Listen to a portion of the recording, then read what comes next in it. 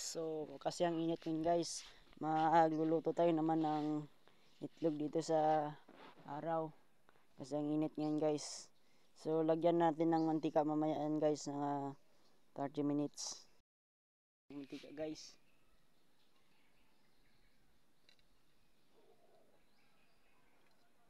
With 30 minutes naman ay pwede na itong lutuan ng itlog. Lagyan na natin ng itlog. Tingnan natin maluto na. Ayan na guys.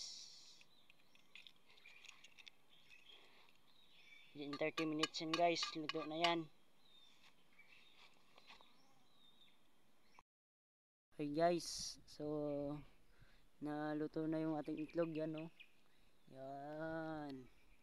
So sa araw natin linuto yan guys. So kung gusto nyong try nyo na din para masubukan nyo kung gaano ka legit. So hanggang dito na lang guys.